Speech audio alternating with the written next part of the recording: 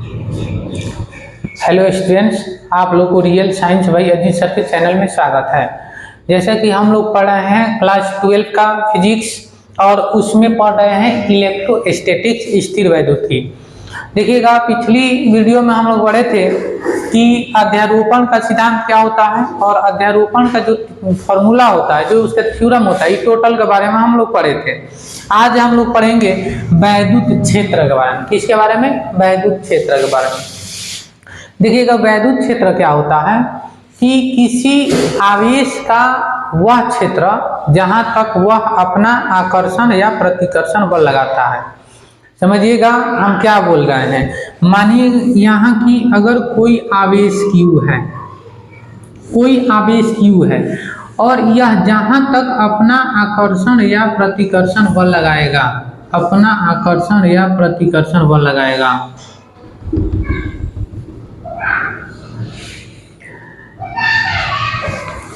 जिस क्षेत्र तक वह अपना आकर्षण या प्रतिकर्षण बल लगाएगा उसको हम लोग कहेंगे, कहिएगा क्या, उसको हम लोग कहेंगे वैद्युत क्षेत्र। क्या कहेंगे?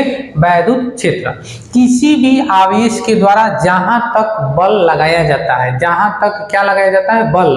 और वह बल क्या हो सकता है कि आकर्षण बल भी हो सकता है और प्रतिकर्षण बल भी हो सकता है।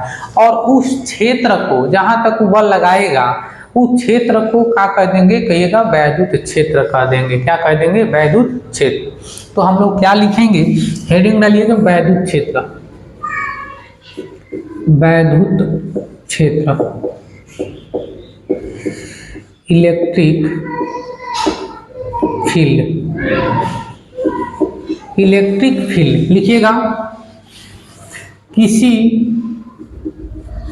बिंदु आवेश के कारण, किसी बिंदु आवेश के कारण जहां तक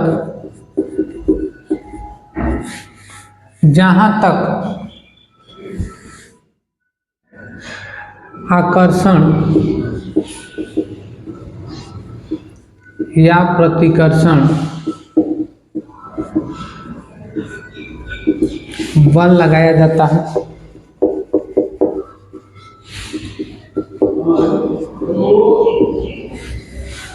उस क्षेत्र को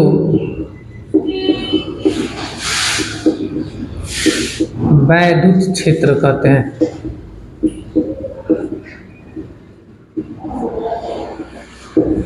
उस क्षेत्र को क्या कह देंगे? कहिएगा वैद्युत क्षेत्र कहते हैं। कहने का मतलब देखिएगा, यहाँ पर एक चुंबक रखते हैं। चुंबक के आसपास जहां तक वह अपना बल लगाएगा, चुंबक जो है अपने आसपास जितना एरिया में अपना बल लगाएगा उसी एरिया को हम लोग कहेंगे वैद्युत क्षेत्र। अगर उस एरिया के अंदर कोई भी पदार्थ को जो लोहा है चुंबक में सटने वाला होगा रखेंगे तो चुंबक क्या करता है? खींच लेता है। कहने का मतलब देखिएगा, यहाँ पर चुंबक है, क्या है? कहिएगा चुंबक, और ये अपना क्षेत्र फैलाया है यहाँ तक। इसके अंदर जो है जहां तक बल लगाया है, अगर हम लोग लोहीय पदार्थ लोहा के टुकड़ा को रखेंगे तो अपने में क्या कर देगा? आकर्षित कर लेगा। लेकिन अगर हम लोग इसके क्षेत्र से बाहर चल जाएं, वस्तु को रख दें, तो फिर यह आकर्षित नहीं कर पाता है। तो आप लोग ये समझे कि चुंबक के द्वारा या किसी भी आवेश के द्वारा जहां तक या जिस क्षेत्र तक आकर्षण या प्रतिकर्षण बल लगाया जाता है उसको हम लोग कहेंगे वैद्युत क्षेत्र। क्या कह देंगे? वैद्युत क्षेत्र हम लोग कह देंगे। अगला हेडिंग डालिएगा वैद्युत क्षेत्र की तीव्रता। वैद्युत क्षेत्र की तीव्रता, इंटेंसिटी ऑफ इलेक्ट्रिक फील्ड। वैद्युत क्षेत्र की तीव्रता, और अपने एग्जाम के लिए इसको इम्पोर्टेंट कर लीजिए क्योंकि यहाँ से क्वेश्चन आता है। बहुत बार इसका परिभाषा भी पूछ लिया है कि वैद्युत क्षेत्र की तीव्रता किसे कहते हैं, इसका ए सही मात्रक तथा बी मालिक है। समझ रहे हैं ना? तो आप लोग इसको इम्पोर्टेंट कर लीजिए और क्या कीजिएगा, खासकर इसको ध्यान से पढ़ना होगा और रिवीजन करना होगा। देखिएगा, इसका परिभाषा बहुत ही आसान होता है। वैद्युत क्षेत्र की तीव्रता लिखिएगा प्रति एकांक आवेश पर, प्रति एकांक आवेश पर लगने वाला बल को वैद्युत क्षेत्र की तीव्रता कहते हैं। क्षेत्र की तीव्रता कहते हैं। प्रति एकांक आवेश पर लगने वाले बल को क्या कह देंगे, कहिएगा वैद्युत क्षेत्र की तीव्रता कह देंगे। देखिएगा अगर बात है इसी कि इसे किससे हम लोग सूचित करते हैं, तो कहिएगा इसे ई से सूचित करते हैं, ई से सूचित करते हैं। वैद्युत क्षेत्र की तीव्रता को किससे सूचित करते हैं, ई से। इसका फार्मूला होता है ई बराबर एफ बटा क्यू नट। क्या हो जाएगा, एफ बटा क्यू नट। वैद्युत क्षेत्र की तीव्रता क्या हो जाएगा फार्मूला, कहिएगा ई बराबर एफ बटा क्यू नट। अच्छा, ये क्यू नट आप लोग नट नहीं भी दे सकते हैं, यानी ये ई बराबर लिख सकते हैं ए बटा क्यू।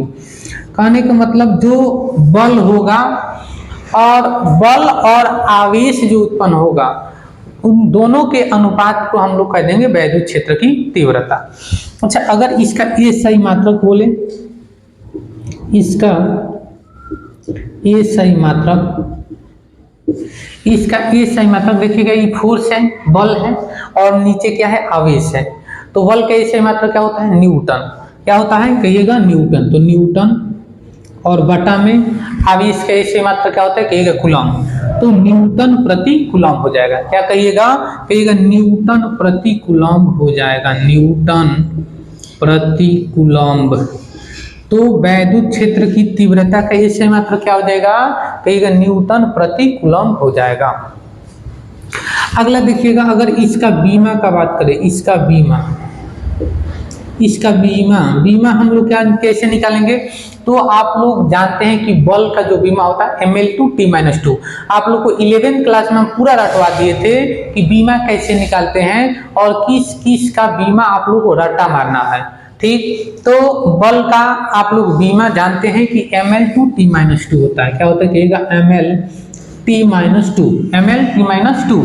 और आप लोग आवेश का भी बीमा जानते हैं कि AT होता है। क्या होता है, कहिएगा AT। क्या होता है, कहिएगा AT होता है। अब इसको ऊपर भेज दीजिए, तो भाग दीजिएगा, तो ml/t-2, उसके बाद a-1 और ऊपर जाएगा तो t-1। क्या हो जाएगा, t-1। अब देखिए सजा दीजिए, जब सजाइएगा तो क्या होगा, कहिएगा ml/t-, यहाँ -2 है और -1 -3 और a-1। तो वैद्युत क्षेत्र की तीव्रता का अगर बीमा पूछे तो कहिएगा ml/t-3 और a-1, ml/t-3 a-1।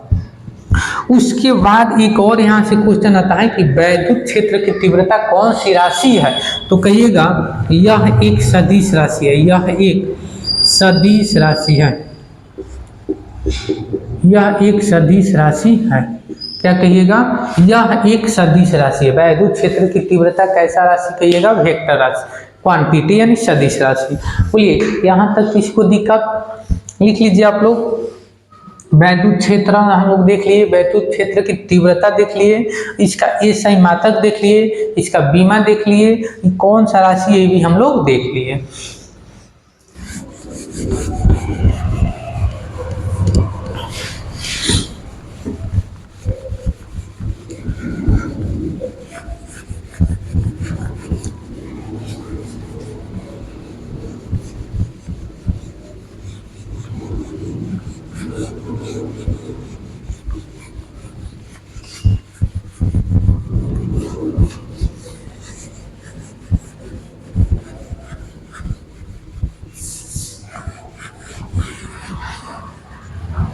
अगला हेडिंग डालिएगा, बिंदु आवेश के कारण वैद्युत क्षेत्र की तीव्रता।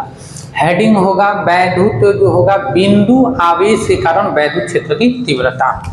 हेडिंग में डालिएगा बिंदु आवेश के कारण, बिंदु आवेश के कारण वैद्युत क्षेत्र की तीव्रता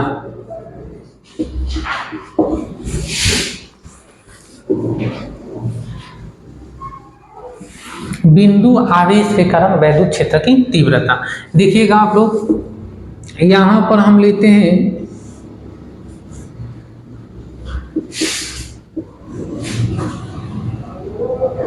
एक आवेश Q, यहां पर क्या लेते हैं, पहला जो आवेश लेंगे Q लेंगे। ठीक से देखिएगा यहाँ पर कि पहला जो यहाँ पर आवेश हम लेंगे, क्या लेंगे कहिएगा, Q लेंगे। तो आवेश हम पहला आवेश Q ले लिए और इससे r दूरी पर, इससे r दूरी पर दूसरा आवेश हम लेते हैं, इससे r दूरी पर दूसरा आवेश Q0 लेते हैं, इससे r दूरी पर हम लोग दूसरा आवेश Q0 लेते हैं और इस बिंदु को हम लोग, इस बिंदु को A मानते हैं और इस बिंदु को हम लोग B मानते हैं। फिर से देखिए हम क्या लिखे हैं, बिंदु आवेश के कारण वैद्युत क्षेत्र की तीव्रता हम लोग को क्या करना है, ज्ञात करना है। पहला आवेश लिए हैं और पहला आवेश को Q हम माने हैं, A बिंदु। उसके बाद दूसरा आवेश R दूरी थोड़ा सा हट कर लिए हैं, दूसरा आवेश जिसको Q0 यानी Q0 से हम डिनोट किए हैं और E B बिंदु पर लिए हैं। ठीक, तो हम लोग क्या लिखेंगे, देखिएगा लिखेंगे माना कि पहला आवेश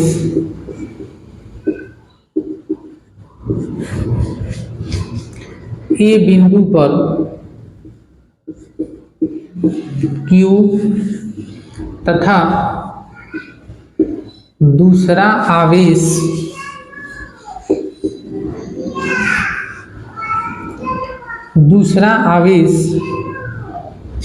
R दूरी पर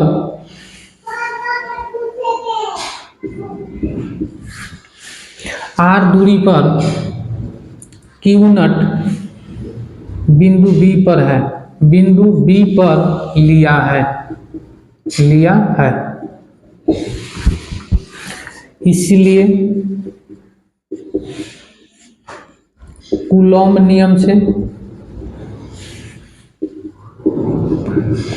के नियम से F बराबर 1/4 पाई E0 इंटू Q1 Q2 और बटा में R²। बोलिए यहाँ तक समझ में आया? जो हम लिए हैं वही लिखे हैं। बोले हैं कि माना कि पहला आवेश Q1 जो बिंदु A पर है और इससे R दूरी पर दूसरा आवेश Q0 यानी Q0 जो बिंदु B पर है। इसीलिए कूलॉम्ब का नियम जो कहता है, इसका एक फॉर्मूला आप लोग जानते हैं कि F बराबर 1/4 पाई E0 Q1 Q2 बटा R²। तो F बराबर 1/4 पाई E0 इंटू Q1 का मान देखिएगा Q है और Q2 का मान क्या है, तो कहिएगा Q0 है और बटा में R²। बोलिए समझ में आया? Q1 का मान Q और Q2 का मान Q0। यहाँ Q1 का मान Q और Q2 का मान Q0 और बटा में R²। यहाँ पर देखिएगा ये जो Q0 है, अगर हम F के नीचे लाएं, यहाँ पर Q0 को F के नीचे लाएं, देखिएगा F बराबर Q1 Q0 बटा R²।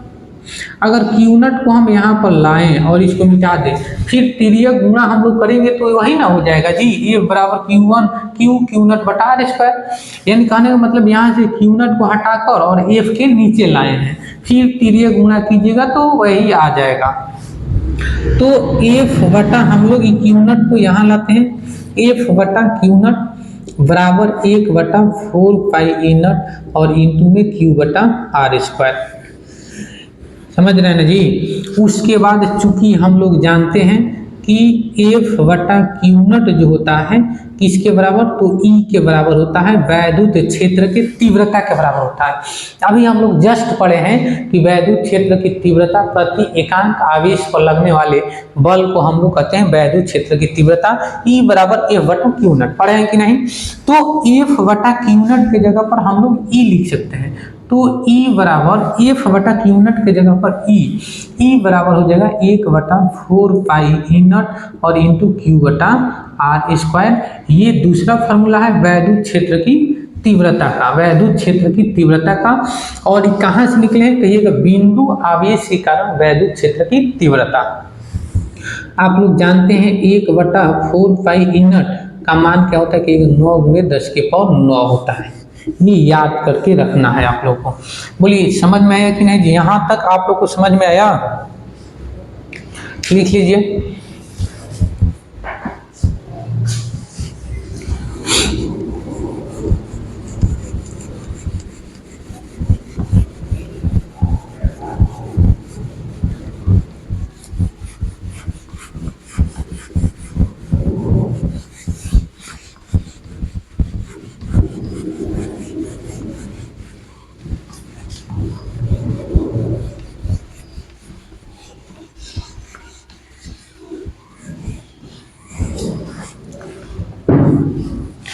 अगला हेडिंग डालिएगा वैद्युत बल रेखाएं। क्या डालिएगा? वैद्युत बल रेखाएं। हेडिंग डालिएगा वैद्युत बल रेखाएं।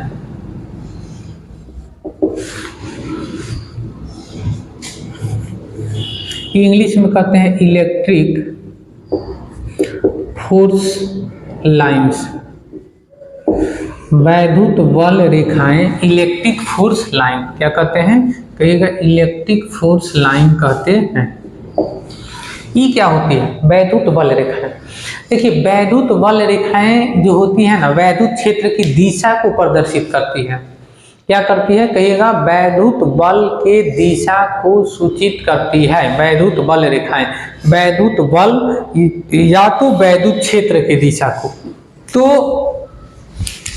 लिखिएगा वैद्युत बल रेखाएं। वैद्युत बल रेखाएं वे काल्पनिक रेखाएं हैं, वे काल्पनिक रेखाएं हैं जो वैद्युत क्षेत्र की दिशा को प्रदर्शित करती है।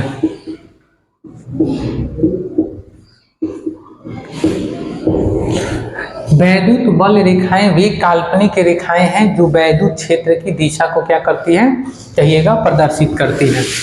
और ऐसी संरचना को करती है उसे लिख लीजिए वैद्युत बल रेखाएं कहते हैं। उसे वैद्युत बल रेखाएं कहते हैं। क्या कहते हैं कहिएगा? वैद्युत बल रेखाएं कहते हैं। अब देखिएगा हेडिंग डालिएगा वैद्युत बल रेखाओं की गुण। वैद्युत बल रेखाओं का गुण। Property of electric force lines. वैद्युत बल रेखाओं के गुण। आप लोग जानते होंगे कि वैद्युत बल जो रेखाएं होती है ये कभी भी आपस में प्रतिच्छेदित नहीं करती, एक दूसरे को कभी भी प्रतिच्छेदित नहीं करती है, पहला गुण। दूसरा गुण हो जाएगा कि वैद्युत बल जो रेखाएं होती है ये धन आवेश से निकलकर ऋण आवेश की ओर जाती है। वैद्युत बल रेखाएं धन आवेश से निकलकर ऋण आवेश की ओर जाती है। तीसरा पॉइंट हम लोग पढ़ेंगे कि धनावेशित जो वैद्युत बल रेखाएं हैं ये बाहर की ओर जाएगी। समझ रहे हैं ना? धनावेशित बल रेखाएं बाहर की ओर गमन करती है और ऋणावेशित बल रेखाएं अंदर की ओर गमन करती है। तो इसके गुण लिखिएगा। पहला गुण जो हो जाएगा कि दो वैद्युत बल रेखाएं कभी भी एक दूसरे को प्रतिच्छेदित नहीं करती है। दो वैद्युत बल रेखाएं कभी भी एक दूसरे को प्रतिच्छेदित नहीं करती है। अच्छा आप लोग बताइए कि अगर प्रतिच्छेदित कर दे तो क्या हो सकता है? कहिएगा कि अगर प्रतिच्छेदित करती है तो इनकी दिशा जो होगा अलग अलग प्राप्त होगा। क्या होगा? कहिएगा इनकी दिशा जो होगा अलग अलग प्राप्त होगा, जो संभव नहीं है। समझ रहे हैं ना? इनकी दिशा अलग अलग हो जाएगी, जो संभव नहीं है। तो नहीं करती है अगर एक दूसरे को प्रतिच्छेदित करती है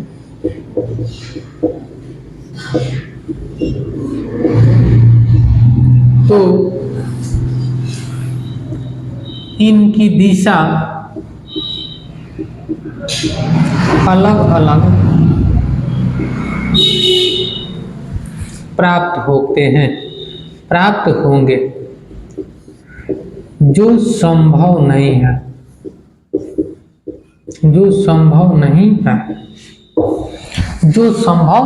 है, पहला गुण हो गया कि दो वैद्युत रेखाएं जो है बल रेखाएं एक दूसरे को कभी नहीं प्रतिच्छेदित करती है। अगर यह प्रतिच्छेदित करती है तो अलग अलग दिशा प्राप्त हो जाएगा, जो कि संभव नहीं है। दूसरा लिखिएगा, यहीं पे लिख देते हैं। दूसरा लिखिएगा, वैद्युत बल रेखाएं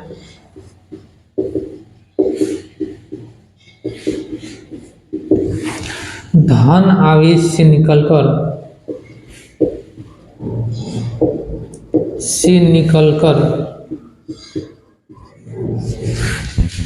ऋण आवेश की ओर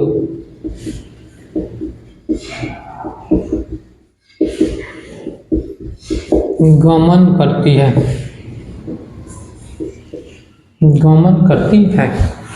वैद्युत बल रेखाएं धन आवेश से निकलकर ऋण आवेश की ओर गमन करती है। उसके बाद लिखिएगा तीसरा,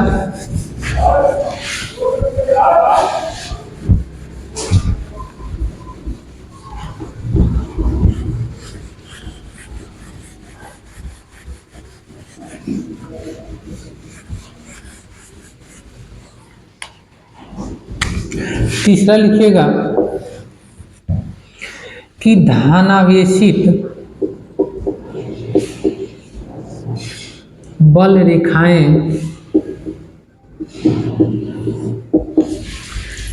बाहर की ओर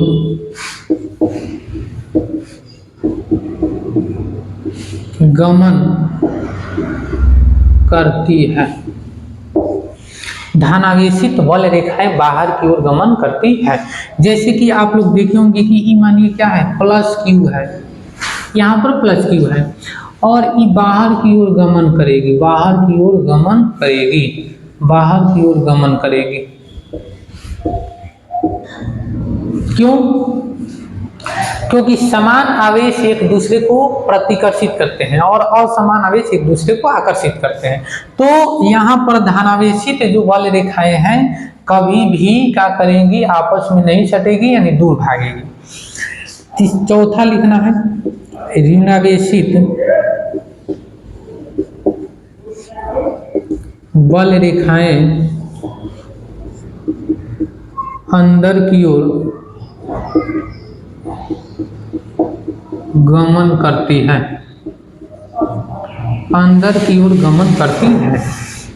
अगर यहाँ पर माइनस होगा तो ई अंदर की ओर गमन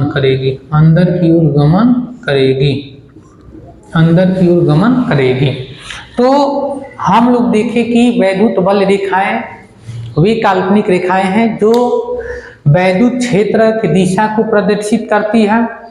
और इसके गुण हम लोग देखें कि पहला, दो वैद्युत बल रेखाएं कभी एक दूसरे को प्रतिच्छेदित नहीं करती है। अगर यह प्रतिच्छेदित करती है तो अलग अलग दिशा प्राप्त होगा, जो संभव नहीं है। दूसरा हम लोग पढ़े कि वैद्युत बल रेखाएं धन आवेश से निकलकर ऋण आवेश की ओर गमन करती है। तीसरा हम लोग देखें कि जो धनावेशित बल रेखाएं हैं वह बाहर की ओर गमन करती है, यानी बाहर भागती है। उसके बाद देखें कि ऋणावेशित जो वैद्युत बल रेखाएं ये अंदर की ओर गमन करती है, यानी अंदर की ओर आती है। ठीक है, आज हम लोग इतना ही रहने देते हैं, फिर मिलेंगे नेक्स्ट वीडियो में। तब तक आप लोग क्या कीजिए, पढ़ते रहिए अच्छा से और वीडियो को शेयर करते रहिए और लाइक और सब्सक्राइब करते रहिए।